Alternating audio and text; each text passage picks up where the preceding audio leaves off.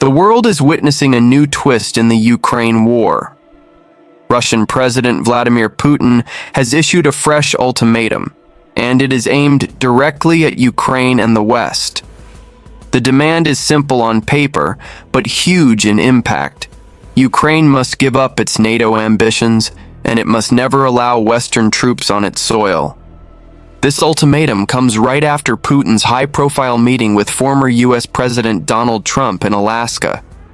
And the timing is no coincidence. The big question is this a genuine step towards peace? Or is it a calculated move designed to put pressure on Ukraine and its allies? Let's break down what Putin's ultimatum really means, how Ukraine and the West are responding, and what the global implications could be. Putin's ultimatum has three key demands. First, Ukraine must give up control over the Donbas region. This is the very heart of the conflict, where Russia has established military dominance and continues to expand its influence. Second, Ukraine must officially abandon its plans to ever join NATO. For Moscow, this has always been a red line. Russia sees NATO's expansion as a direct threat to its national security.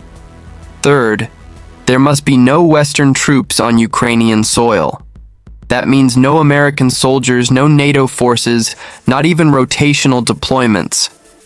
In return, Putin has hinted that Russia may be willing to freeze the front lines and possibly even return some occupied territory. But notice the wording, may and possibly. These vague promises are a red flag. Analysts warn that Russia has made similar offers in the past, only to break them later. Which raises the question, can Putin really be trusted this time? Now let's look at Kyiv's position.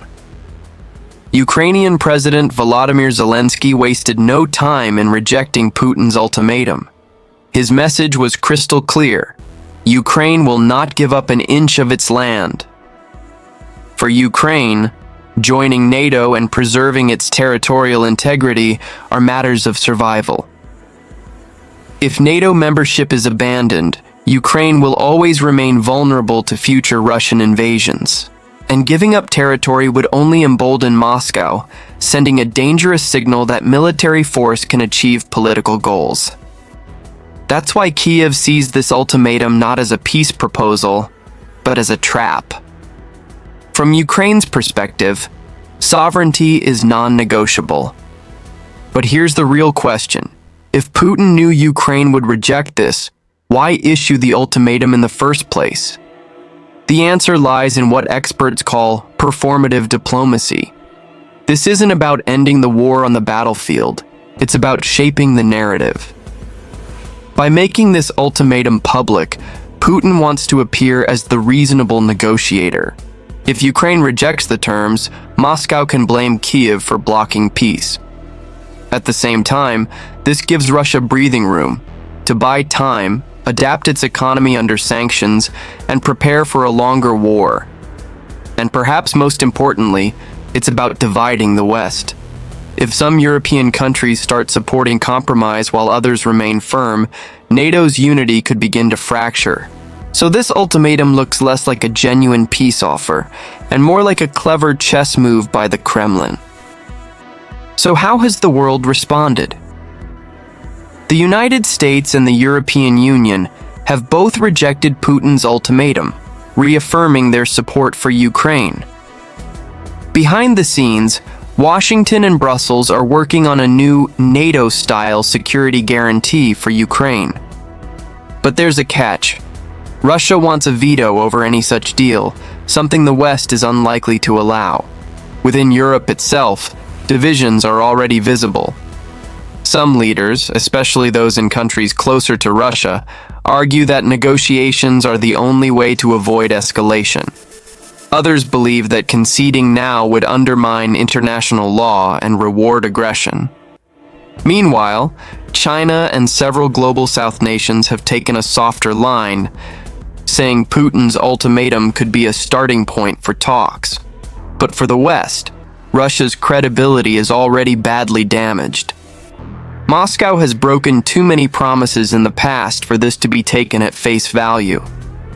So, what does this ultimatum mean for the future of the war? First, Ukraine is not going to accept these terms, which means the conflict will continue. Second, if the West pressures Kyiv to compromise, trust between Ukraine and its allies could begin to weaken. And third, Putin may be preparing for a frozen conflict, one where Russia keeps control of its occupied territories, while the West gradually loses interest.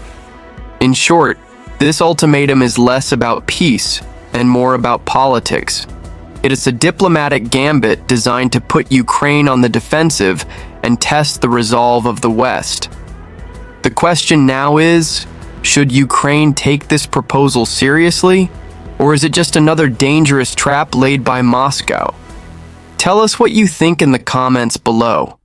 If you found this analysis useful, don't forget to like the video, share it with others, and subscribe for more deep dives into global events.